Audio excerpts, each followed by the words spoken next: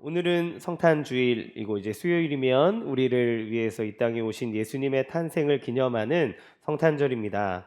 우리가 이 성탄절을 왜 기뻐합니까? 단순히 위대한 어떤 사람의 탄생을 축하하는 날이기 때문일까요? 그렇지는 않죠. 수많은 종교의 지도자들의 탄생일이 있고 또 우리나라를 위해서 훌륭하게 살다가 하신 분들의 탄생일도 있잖아요.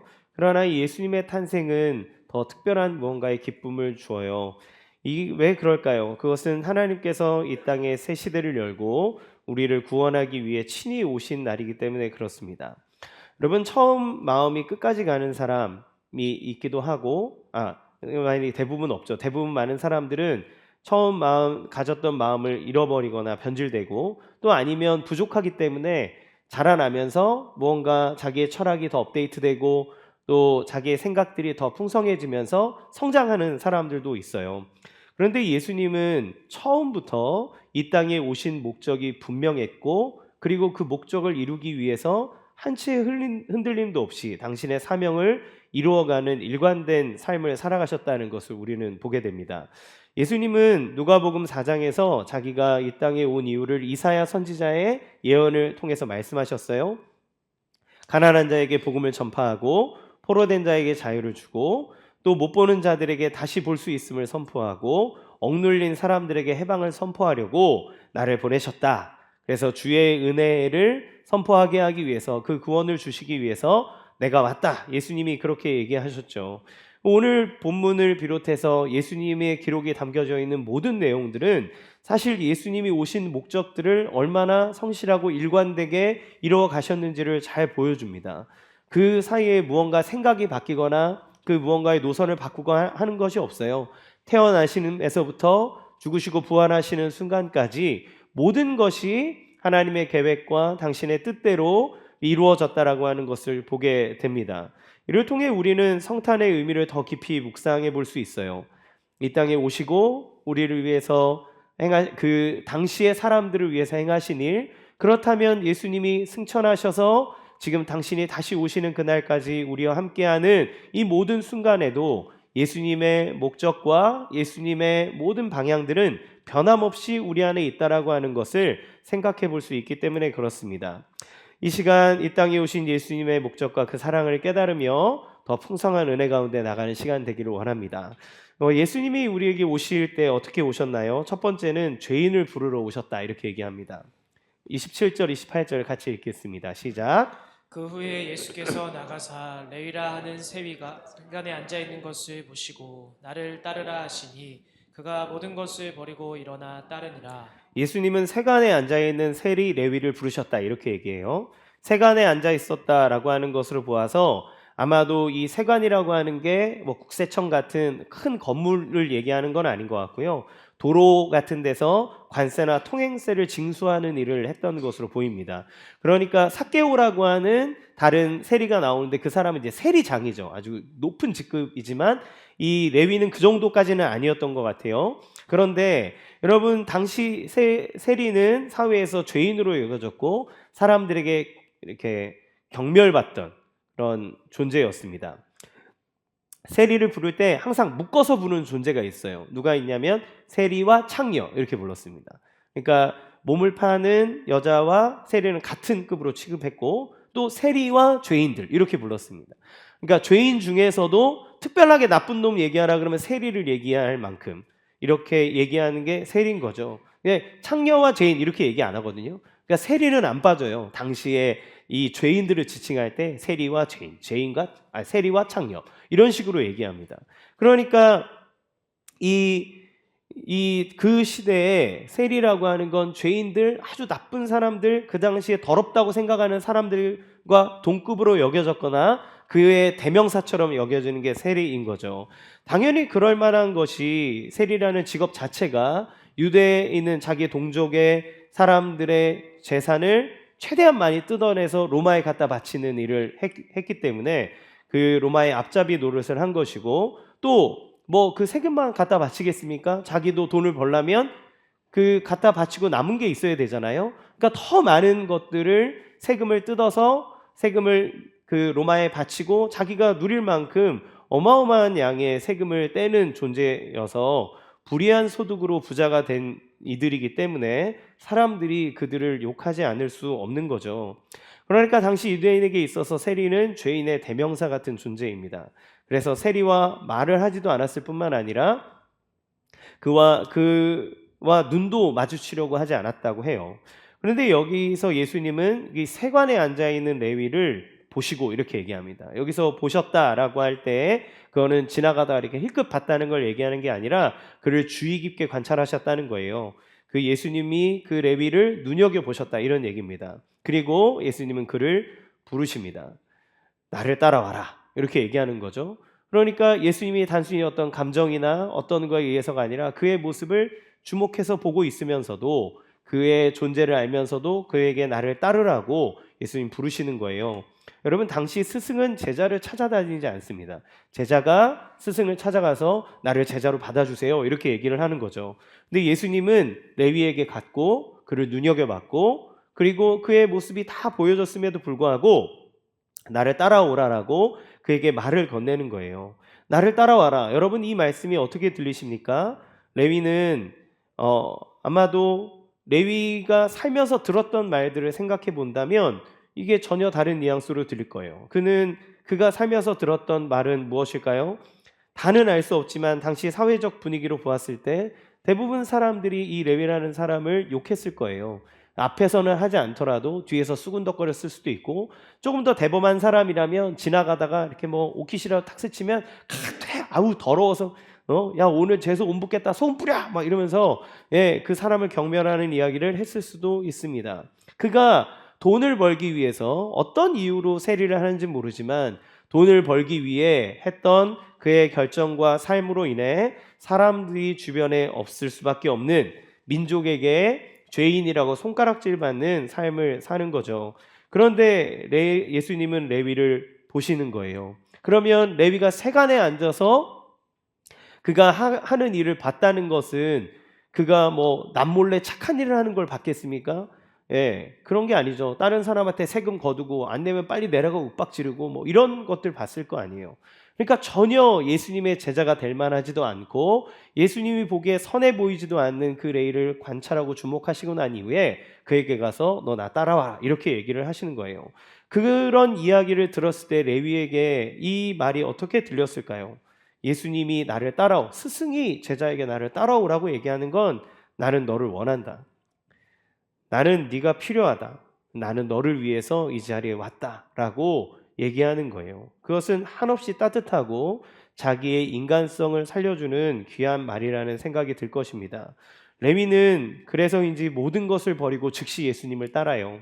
자기의 집에서 큰 잔치를 열어 예수님을 맞아들입니다. 여러분, 예수님께서 제자를 삼을 때 친히 가셔서 부르신 이가 누굽니까? 죄인의 대명사라고 불리는 세리입니다. 그에게 선한 모습을 보았기 때문이 아니에요. 그냥 죄인인 상태로 그의 삶을 살아가고 있는 중에 예수님이 그에게로 간 겁니다. 그리고 그가 예수님에게 갔을 때 그가 예수님을 찾아가서 예수님, 저 이제부터 새롭게 살 거니까 저를 좀 받아주세요. 저 세리로 이제까지 살았는데 제 죄를 인정합니다. 절 용서해 주세요. 그러니까 절 제자로 받아주세요. 레위가 이렇게 하지 않았어요. 그는 그의 삶을 살았습니다. 근데 예수님이 그에게 가셨어요. 그리고 그를 보시고 그에게 부르시는 겁니다. 내가 너와 함께 있고 싶다. 내가 너의 인생을 함께 살고 싶다. 나는 너를 필요로 한다. 나에게로 와라. 이렇게 얘기하는 거죠. 여러분, 그 예수님이 레위를 부를 때 그 눈길이 어떨 것 같습니까? 정죄와 심판의 눈빛은 아닐 거예요. 그 예수님의 한없이 따뜻한 그 눈빛은 레위의 마음을 움직이고 레위는 모든 것을 버리고 예수님을 따라갑니다. 저는 이 장면에서 예수님의 탄생이 생각나게 됩니다. 예수님은 하늘의 높고 높은 보좌에서 가장 영광스럽고 아름답고 거룩한 분으로 계신 분이세요. 그분의 손 안에서 어떠한 그분의 손을 거치지 않은 것이 없고 그분의 통치 아래 있지 않은 것이 없는 고귀하고 영광스러운 분입니다. 그런데 그분은 그 보좌를 버리고 우리에게로 내려오셨어요. 마치 스승이 제자를 찾지 않지만 스승인 예수님이 제자를 찾아 레위에게 가셨던 것처럼 예수님은 하늘의 보좌를 버리고 이 땅으로 내려오셨습니다. 왜 오셨습니까? 우리를 위해서 우리의 중요한 것들을 해결해 주기 위해서 오신 거예요. 31절, 32절 같이 읽겠습니다. 시작. 예수께서 대답하여 이르시되 건강한 자에게는 의사가 쓸데없고 병든 자에게라야 쓸데있나니 내가 의인을 부르러 온 것이 아니요 죄인을 불러 회개시키러 왔노라. 예, 여기에서 예수님이 우리에게 오신 복음의 논리가 드러납니다.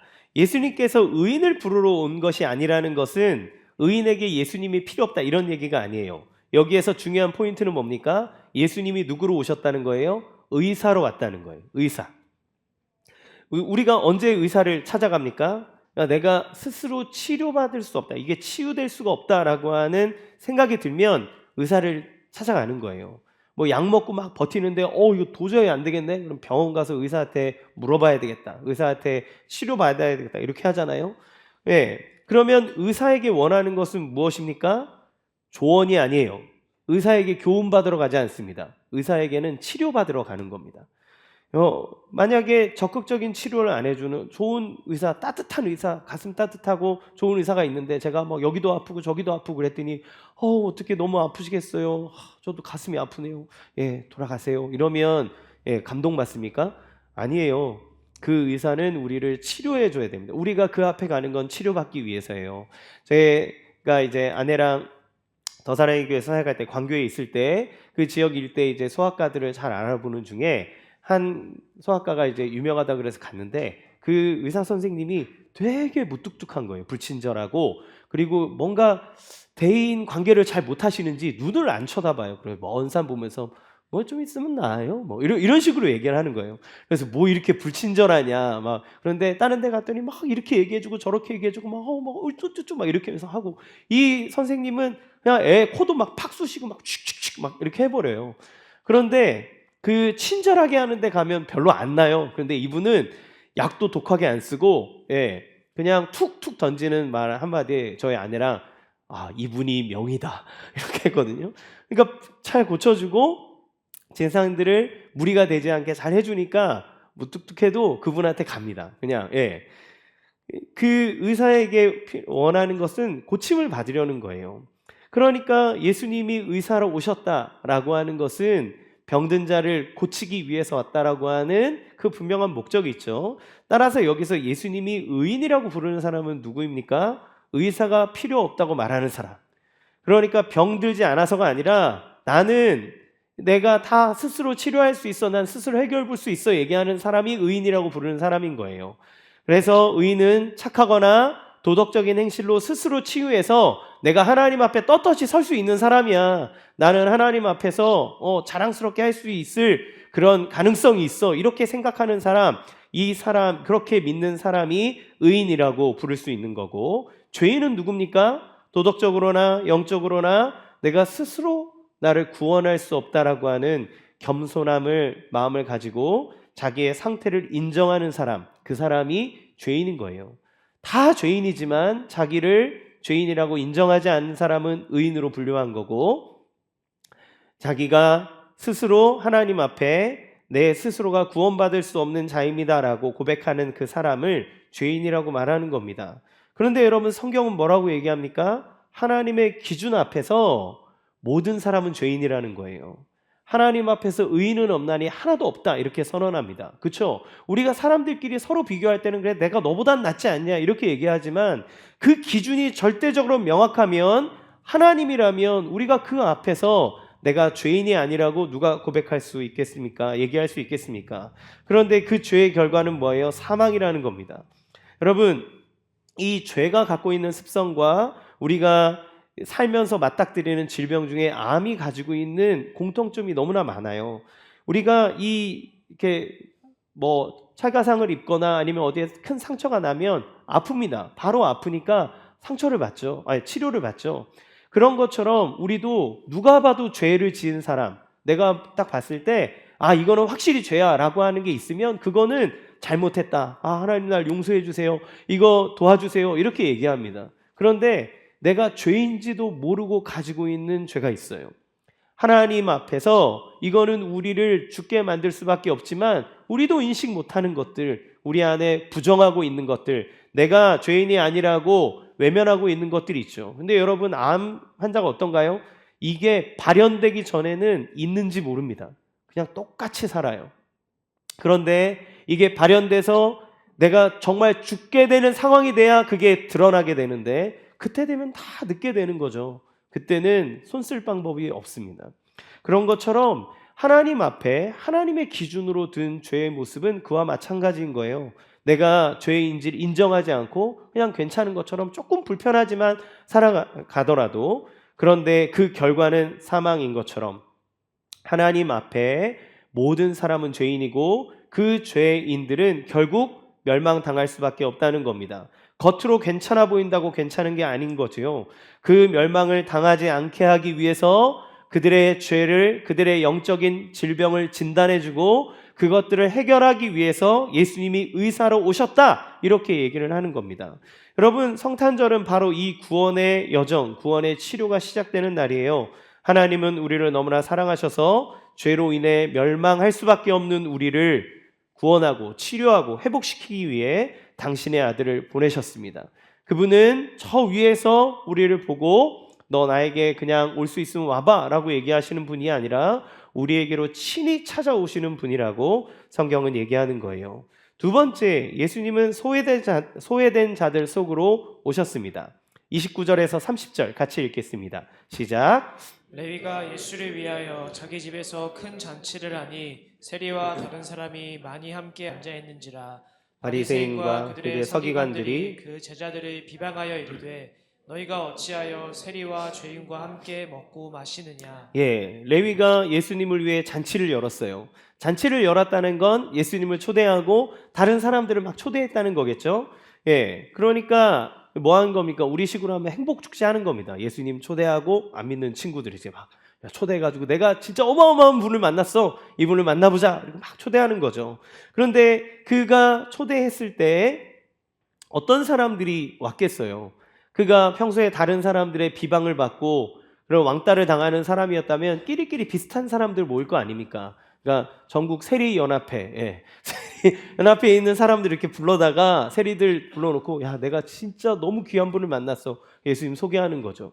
그리고 여기에 다른 사람이라 그랬는데 30절에 보니까 세리와 죄인과 함께 먹냐 하는 거를 봐서는 별로 그렇게 질 좋은 사람들은 아니었던 것 같아요. 당시 사람들이 별로 좋지 않다라고 여겨지는 죄인들이 그 잔치에 참여한 겁니다.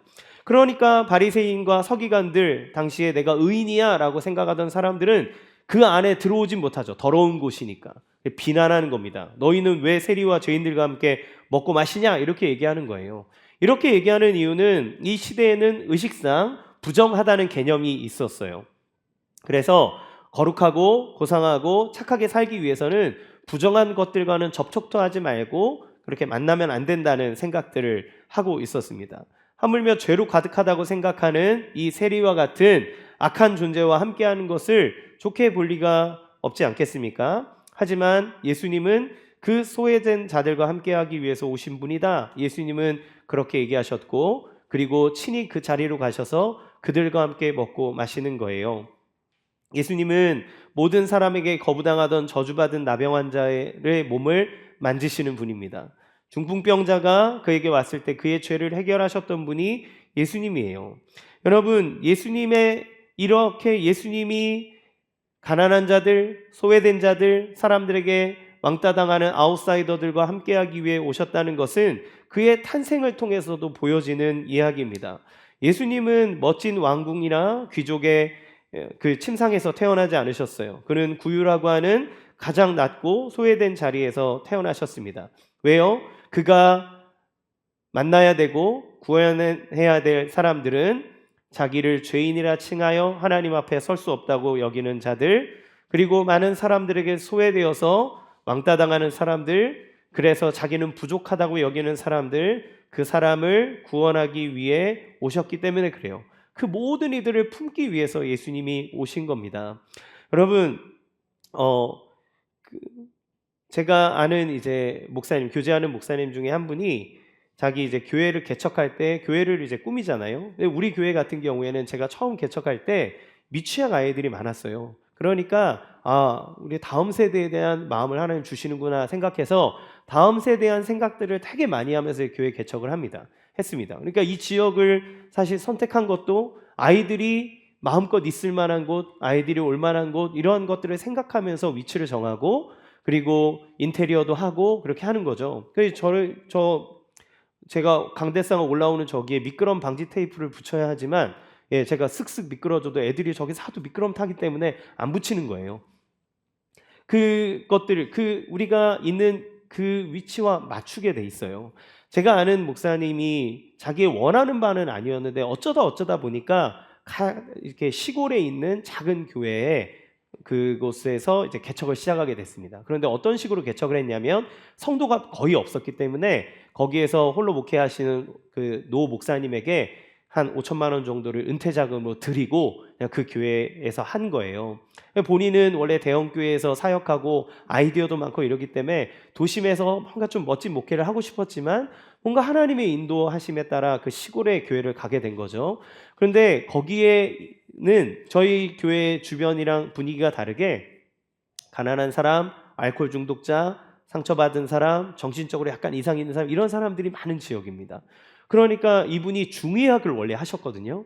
그러니까 그런 사람들 만나서 상담도 해주고 건강도 봐주고 이러면서 복음을 막 전하는 거예요. 근데 어느 날 교회를 좀 예쁘게 깔끔하게 인테리어를 하려고 그랬는데, 교회를 깨끗하게 인테리어를 하려고 했더니 그러면 이 사람들이 여기에 못 오겠구나. 너무 깔끔하면 우리 같은 사람이 여기에 가도 되나, 이런 생각이 들잖아요. 그래서 그분이 교회를 최대한 그대로 놔뒀어요. 그러니까 필요한 것들만 투박하게 고쳐놓고 해놓고 허름하게 만들어놨습니다. 왜 그렇게 했나요? 밖에서 힘들고 어려운 사람이 교회 문턱을 쉽게 넘어 들어올 수 있도록. 그러니까 교회로 오라고 얘기하는 거지만 사실 그러한 형태를 가지고 그들 안으로 들어간 거죠. 그분이 마음 아픈 사람들의 이야기들, 건강들 나눠주면서 복음을 주며 교회를 개척하는 모습을 보았어요. 여러분, 예수님이 이 땅에 말구유에 오셨다라고 하는 건 그냥 뭐 낮은 곳에 왔어 이런 게 아니라 우리 안으로 모든 사람들을 다 품을 수 있는 존재로 예수님이 오셨다는 겁니다. 그가 왕궁에 있다면 예수님을 만나기 위해 수많은 관문을 거쳐야 하지만 마구간에 계신 주님은 누구나 만날 수 있는 거예요. 그래서 예수님을 처음 맞이한 사람들은 누구입니까? 목자들이에요. 목자들은 당시에 가장 낮은 계층이지만 또한 그 목자들은 그렇게 질이 좋은 사람들이 아니었습니다. 사기꾼이기도 하고 거친 사람들이에요. 그런데 천사는 누구에게 나타납니까? 목자에게 나타나서 오늘 너희를 위하여 구주가 나셨다 라고 얘기함으로써 목자들은 예수님에게 그 말구유에 누이신 예수님을 만나고 예수님을 경배할 수 있게 되었던 거죠. 여러분, 예수님의 족보를 보면 놀라운 이름들이 있습니다. 마태복음 1장에 보면 예수님의 족보가 쭉 기록되어져 있는데, 여기에 마태는 의도적으로 5명의 여자의 이름을 넣어요. 그 이름은 뭐냐면 다말, 라합, 룻, 그리고 우리아의 아내, 그리고 마리아입니다. 이 여인들은 공통점이 있는데 뭐냐면 대단히 순결하고 거룩하며 업적을 이룬 사람이 아니에요. 이 여자들은 흠결이 있는 여자들입니다. 다말, 라합, 이 사람은 가나안 사람이었어요. 그러니까 이방인인 거죠. 룻은 모압 사람이었습니다. 그러니까 혈통을 중요하게 여기는 이스라엘 백성에게 있어서 이방인은 그렇게 좋고 달가운 존재가 아니에요. 그런데 이 족보에 여자 이름을 원래 넣지 않는데 의도적으로 넣은 여자들의 이름이 가나안 사람과 모압 지방, 그러니까 이방 여자의 이름을 넣습니다. 또 도덕적으로도 이 여자들은 문제가 많았어요. 다말은 시아버지인 유다가 자기 남편이 죽었는데 자기가 아이를 낳도록 계속 조치를 취해주지 않으니까 창녀로 분장해서 시아버지를 꼬셔서 임신합니다. 그게 다말이에요. 라합은 여리고성에 있었던 창녀였습니다. 매춘부였어요. 몸을 팔던 사람이었습니다. 다윗 또한 우리아의 아내라고 하는 사람은 누굽니까? 다윗의 부인인데, 마태는 이 여자의 이름이 밧세바라는 이름이 있지만 의도적으로 우리아의 아내라고 썼어요. 그러니까 다윗인데 다윗이 누구를 통해 솔로몬을 낳습니까? 우리아의 아내를 통해 솔로몬을 낳았다는 거예요. 뭐예요? 불륜입니다. 그 다윗이 자기의 권력을 이용해서 자기의 부하, 자기를 위해 충성을 다하는 그 부하를 죽여서 그의 아내를 취하는 이 놀랍고 더러운 사건을 예수님의 족보 안에다가 기록해 놓는 거예요. 그들은 이 사실 그가 그리고 다윗 또한 다윗의 치부를 드러내기 위해서 이렇게 쓰는데, 그가 왕이었어도 이스라엘에서 가장 존경받는 왕이었지만 그가 하나님 앞에서 문제가 있었던 사람이라고 하는 것들을 보여주는 거죠. 그러면 여러분, 이런 사람들의 이름이 예수님의 족보에 그대로 기록되어 있고 드러나 있는 이유는 무엇일까요? 무엇을 보여주기 위해서 마태는 이들의 이름을 썼을까요? 문화적으로나 혈통적으로나 도덕적으로 아웃사이더입니다. 그들은 다 주변인들이에요. 예수님의 가족으로, 예수님의 혈통으로 받아들이기에는 문제가 있는 사람입니다. 그런데 하나님은 그 예수님의 혈통 안에 그 사람들이 있게 하셨고, 마태를 통해 그들의 이름을 적을 때 의도적으로 그 사람들의 이름을 다 넣도록 하신 거예요. 무엇을 보여줍니까?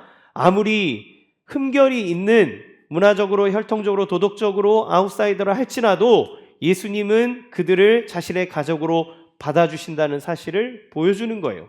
아들이 있는데 그냥 내가 좋은 사람이어서 내가 너를 양자로 맞을게, 그런데 사람들 앞에 쟤는 누구예요? 얘기하면 부끄러운 아들로 여기는 사람들 있잖아요. 그래서 내가 너무 좀 안 돼가지고 애가 불쌍하고 그래서 내가 좀 걷어줬는데 애가 영 질이 좀 별로더라고. 그냥 뭐 잘 그냥 뭐 해주고 뭐 그렇게 해야지. 네. 이렇게 얘기한다면 그 아들이 아버지를 아버지라 부를 수 있을까요? 늘 불안한 마음에 살겠죠.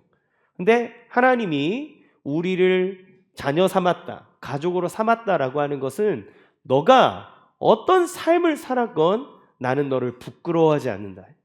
나는 너를 그대로 품었다. 나는 너를 자랑스러워할 거고 너를 나의 가정으로 삼는다라고 하는 이야기예요. 복음은 우리가 무엇을 하는 것이 아니라 예수님이 우리를 위해 하신 일에 대한 소식이라고 말합니다. 우리가 아무리 악하고 부족하고 부끄러운 과거가 있다 하더라도 주님은 우리를 받아주신다는 소식이에요. 우리의 삶을 주님 앞에 회개하고 주님을 믿으면 예수 그리스도의 은혜가 우리의 모든 허물을 덮어버리고 연합하게 하신다는 이야기입니다. 여러분, 성탄의 기쁨이라는 게 무엇입니까? 예수님이 우리를 위해서 이 땅에 오셔서 우리를 자녀 삼으신다. 근데 그 자녀 삼으실 때 어떤 조건을 따지는 것이 아니라 그냥 있는 그대로 우리를 받아주시고 하나님의 가족으로 우리와 함께 그 식탁에서 음식을 나눌 수 있는 존재로 오셨다는 거예요. 여러분, 지금 레위 집에 들어가서 이 세리들과 함께 식사를 나누고 있는 예수님이 나는 하나님이야, 난 거룩한 자야, 레위 쟤네 사람들 신상 좀 가져와봐, 너는 어떻게 고칠 거야 안 고칠 거야, 이거 바꿀 거야 안 바꿀 거야, 이런 거 다 따져가지고 같이 식사하시는 게 아니에요. 그냥 그들이 있는 자리에 예수님이 가시는 겁니다. 같이 먹고 같이 마시고 같이 웃고 그러면서 즐기는 거예요. 그러면서 예수님이 얘기하시는 겁니다. 이 의미가 뭡니까? 나는 의사로 왔어. 나는 너를 고칠 거야. 너가 이제까지 어쩔 수 없는 수많은 문제와 하나님을 떠난 삶을 살았지. 근데 나는 너를 고칠 거야. 그래서 나는 너를 맞이할 거야. 너는 나의 자녀가 될 거야. 나의 친구가 될 거야. 나와 함께 즐겁게 이 식탁에서 즐기자꾸나 라고 하며 우리에게 오셨다는 것을 얘기합니다. 예수님은 우리의 상처와 아픔을 외면하지 않으세요. 예수님은 우리의 부족함을 외면하지 않으십니다. 그러나 그것을 품에 안으시고 그것을 통해 우리를 회복시키시고 치유하기 위해 오셨다는 거예요. 우리가 느끼는 모든 고통 속에서도 하나님은 우리를 사랑하실 뿐만 아니라 그들과 함께 식사하셨다는 것은 내가 너를 포기하지 않을 거야 라고 하는 의미예요. 우리는 주님 앞에 나갈 때 자격 여하를 따집니다. 내가 이렇게 할 만한 사람인가? 내가 적당한 자격이 있는가? 그런데 주님은 먼저 있는 모습 그대로 주님께 오라고 얘기하십니다. 우리 죄로 인하여서 하나님께로부터 소외되어져 있는 그 사람에게 찾아오셔서 함께 먹고 마시며 내가 너를 책임질 터이니 너는 나의 아들을 해라, 너는 나의 가족이 되자라고 우리에게 얘기하시는 거예요. 따라서 세 번째, 그분은 우리를 은혜의 식탁으로 부르신다는 겁니다. 33절 같이 읽겠습니다. 시작. 그들이 예수께 말하되 요한의 제자는 자주 금식하며 기도하고 바리새인의 제자들도 또한 그리하되 당신의 제자들은 먹고 마시나이다. 예수님께서 죄인들과 함께 식사한다면서 비방하던 사람들은 또 다른 비방을 해요. 왜 금식하지 않냐는 겁니다. 요한의 제자도 금식하고 바리새파의 제자들도 금식하는데 왜 당신의 제자들은 먹고 마시고 이렇게 놀고 있냐, 이 얘기를 하는 겁니다. 이 시대의 금식은 어떤 의미였냐면 기다림의 표시였어요. 어떤 것을 기다리냐면 아직 하나님의 나라가 도래하지 않았으니 하나님의 나라가 도래해서 우리가 이 모든 열방 가운데 최고의 민족이 될 때까지 하나님의 구원을 기다리자, 이런 마음으로 금식하는, 슬퍼하는 표시입니다. 그도 그럴 것이, 여러분이 아는 것처럼 이스라엘의 역사는 수많은 침략과 식민지의 역사였잖아요. 바벨론의 포로로 잡혀가고 다시 돌아오고 난 다음에 페르시아의 지배를 받고 그리스의 지배를 받고 이제는 로마의 압제에 있습니다. 그러니까 이 하나님의 자비를 구하기 위해서 날마다 금식을 하는 거예요. 따라서 이들에게 금식은 신앙의 지표입니다. 그러니까 금식을 자주 하고 많이 할수록 믿음 좋은 사람으로 여긴 거예요. 여러분, 금식 얼마나 힘듭니까? 그렇죠? 되게 어려운 일입니다. 금식만 하면 막 그동안 생각 안 했던 음식들이 막 떠오르고, 예, 막 형광등 보면 막 가래떡처럼 보이고, 예, 예, 그런 역사들이 막 일어나요. 아, 내가 이런 음식들을 좋아했구나. 그렇죠? 그러니까 이 어려운 일을 하는 당시의 종교인들, 지도자들, 그들의 의지가 얼마나 대단하고 그들의 믿음이라고 하는 것이 얼마나 대단한지를 보여주죠. 그러나 그렇기 때문에 금식하지 않은 예수님의 제자들, 예수님을 보면 하찮게 여길 수밖에 없을 거예요. 그런데 예수님은 당신의 제자들에게 금식을 요구하지 않았습니다. 왜 그럴까요? 34절 같이 읽겠습니다. 시작. 예수께서 그들에게 이르시되 혼인집 손님들이 신랑과 함께 있을 때에 너희가 그 손님으로 금식하게 할 수 있느냐? 예, 바로 신랑이신 예수님이 우리와 혼인하기 위해 이 땅에 오셨기 때문에 그래요. 여러분, 결혼식 하고 있는데 누군가가 저 구석에서 막 그러면서 밥도 안 먹고 있으면 청승맞게 저기 와서 왜 저러고 있어, 집에 나가, 이러지 않겠습니까? 지금 잔치의 날이에요.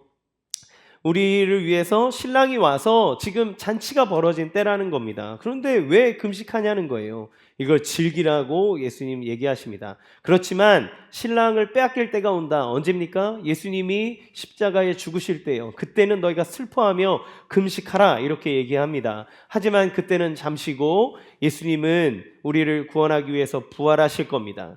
예수님께서 오신 지금 그 잔치를 해야 될 때다라고 얘기하는 겁니다. 이 대답을 하면서 예수님은 두 가지 비유를 말씀하세요. 첫 번째는 새 옷의 조각으로 혼옷에 붙이는 비유를 얘기합니다. 36절 같이 읽겠습니다. 시작.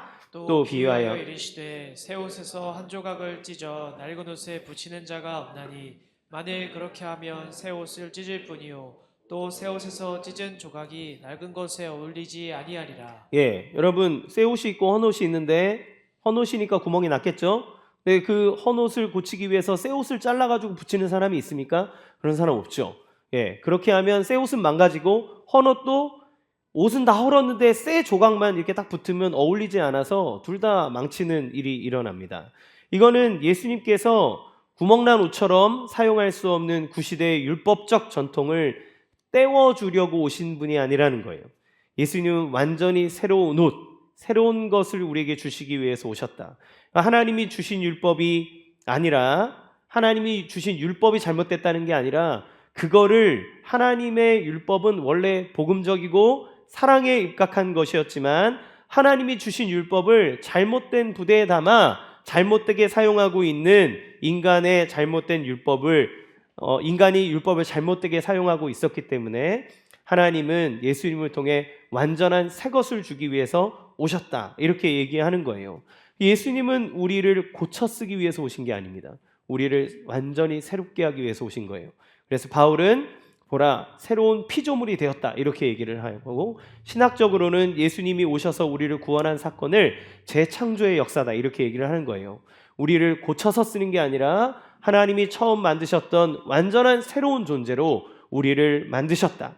하나님의 거룩한 자녀로 우리를 새롭게 창조하신다라고 얘기하는 겁니다. 두 번째, 포도주와 가죽 부대의 비유를 얘기해요. 37절, 38절 같이 읽겠습니다. 시작. 새 포도주를 낡은 가죽 부대에 넣는 자가 없나니 만일 그렇게 하면 새 포도주가 부대를 터뜨려 포도주가 쏟아지고 부대도 부대도 못 못 쓰게 쓰게 되리라. 새 포도주는 새 부대에 넣어야 할 것이니라. 아멘.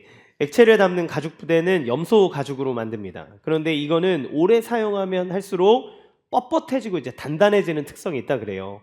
그런데 만약 거기에 새 포도주를 넣으면 어떤 일이 일어나겠습니까? 새 포도주는 막 발효가 되는데 발효가 되면서 이 발효 작용으로 인해 부피가 이제 팽창하죠. 그러면 빳빳하고 낡아진 이 가죽 자체가 이 팽창하는 걸 견디지 못해서 터져버리는 거예요. 그러면 여러분 이 포도주는 뭘 의미할까요? 내용입니다. 그렇죠? 그리고 가죽 부대는 그걸 담는 형식인 거죠. 그것처럼 포도주라고 하는 건 내용, 그러니까 예수님이 우리에게 주시는 복음의 진리를 얘기하는 거예요. 그리고 가죽 부대는 그 진리를 담아내는 형식인 거죠.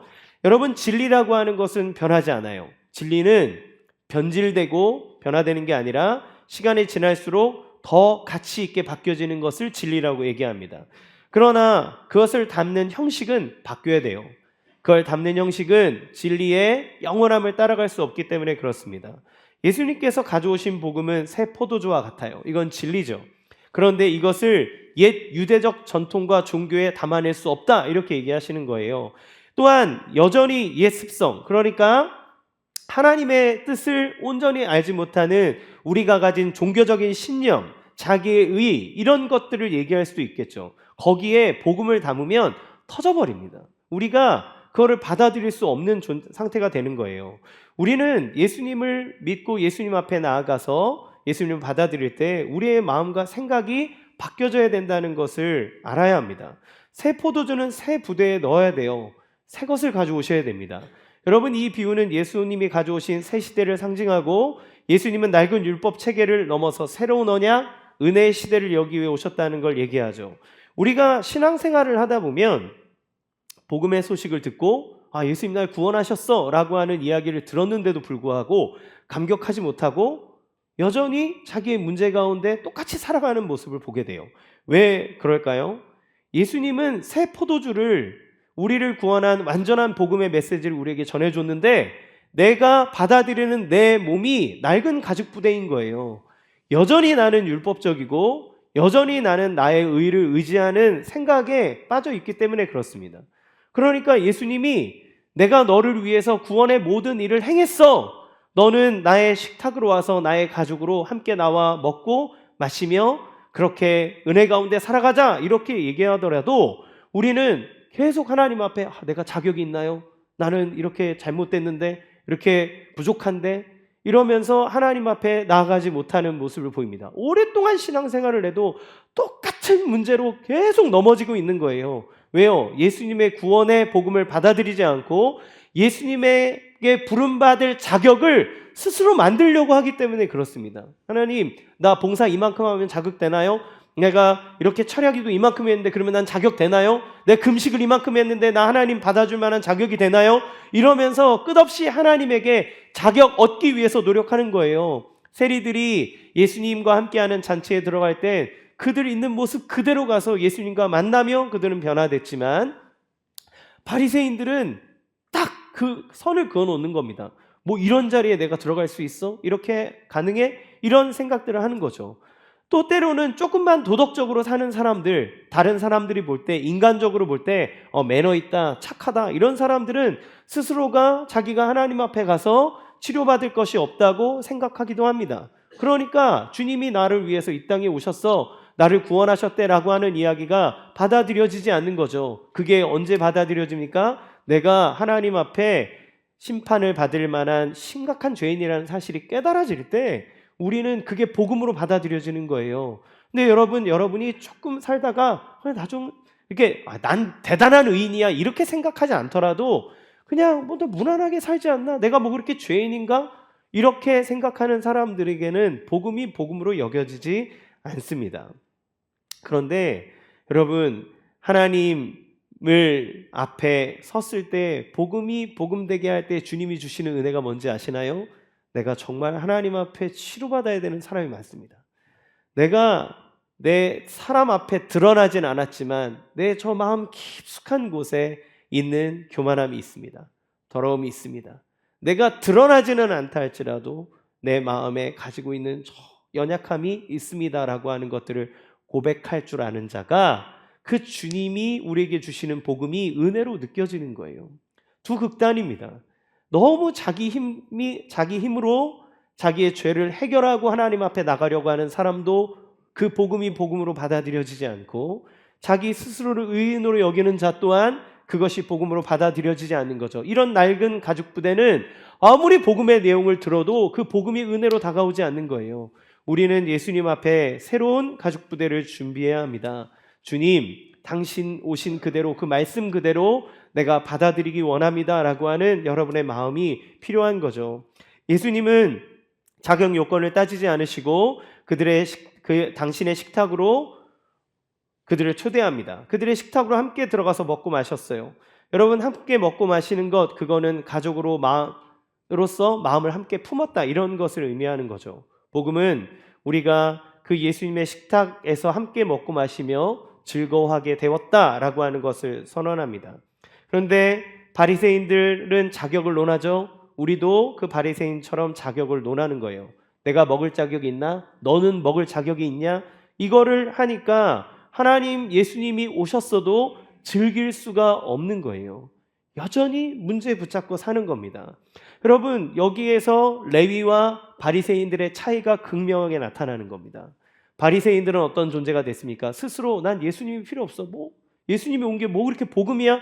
이렇게 얘기하던, 자기 스스로가 의인이라고 자부하던 사람들은 지금 성경을 통해서 위선적이고 종교적이고 악한 사람의 표본으로 바리새인이 언급될 만큼 우리에게 있어서 죄인의 대표자는 바리새인이 돼버렸어요. 그런데 그 당시에 죄인의 대표자였지만 예수님의 부르심 앞에 자기의 연약한 모습 다 상관없이 그 예수님 앞에 가 예수님 바라보고 예수님과 즐기며 함께 있었던 레위는 어떤 존재가 됩니까? 이 사람이 마태예요. 레위가 마태입니다.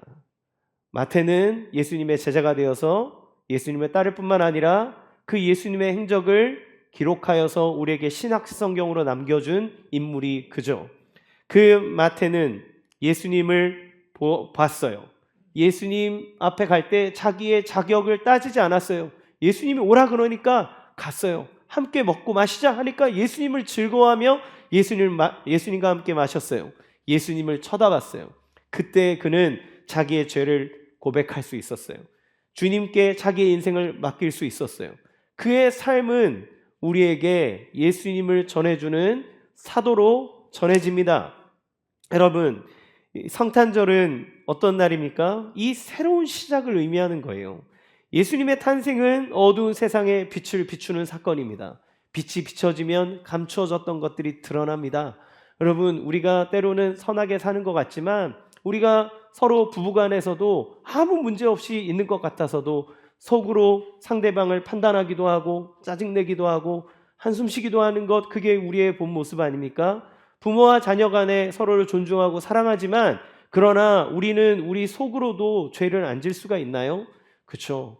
우리는 하나님의 빛이 비춰지면 우리의 연약한 모습들이 드러납니다. 그런데 그 드러남은 우리를 정죄하고 우리를 내치기 위해서가 아니라 의사로 오신 예수님께서 우리를 치료하고 우리를 회복하기 위해서 오셨다. 그래서 너가 병든 몸으로, 연약한 몸으로, 악한 상태로 나에게 와도 나는 너를 받아주겠다.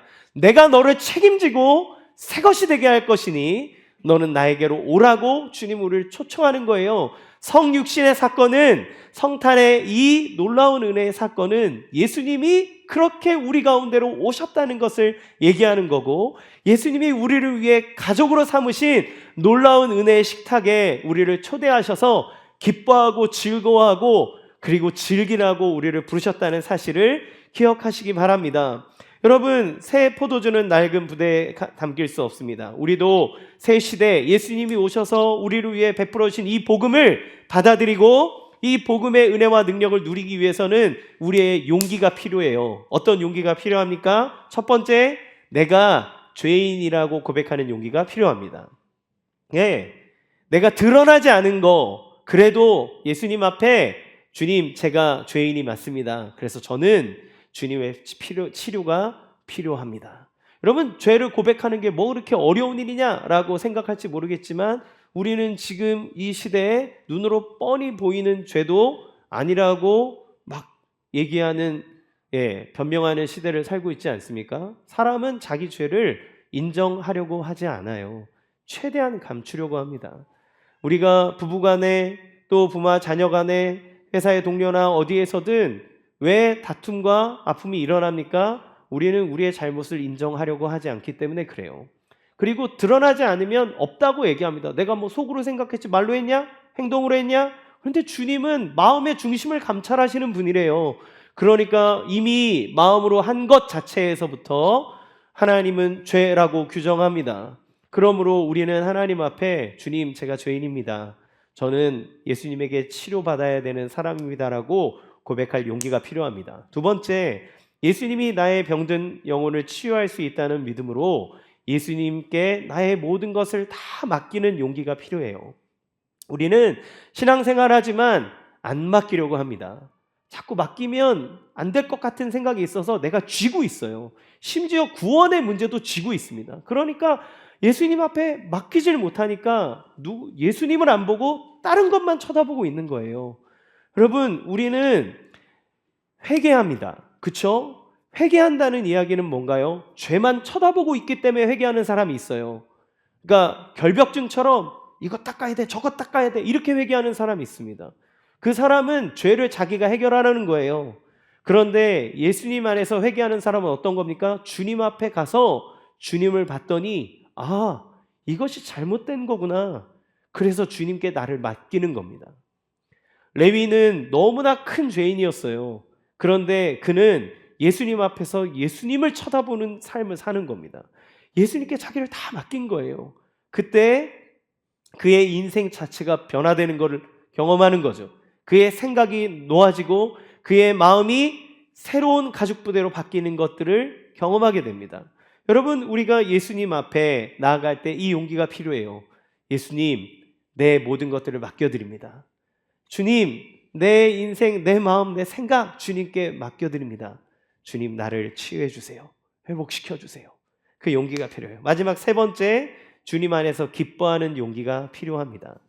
여러분, 이 세리들, 그 죄인들이 예수님과 함께 먹고 마실 때 얼마나 즐거웠을까요? 제가 볼 땐 예수님이 비유를 막 엄청 잘하시는 걸 봐서 상당히 위트 있으신 분이라는 생각이 들어요.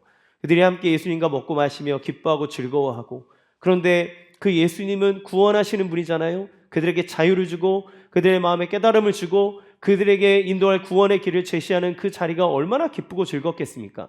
그러나 그 예수님과 함께 있을 때 저 밖에서는 그들의 기쁨을 비난하는 사람들이 있어요. 너 왜 그런 데서 먹고 있냐? 너는 뭐 죄인인데 뭐 이렇게 웃고 앉았냐? 이러면서 우리를 비방하는 사람이 있다는 겁니다. 그러나 그 잔치 자리에 있다면 예수님을 바라보면서 기꺼이 기뻐하는 용기가 필요한 거예요.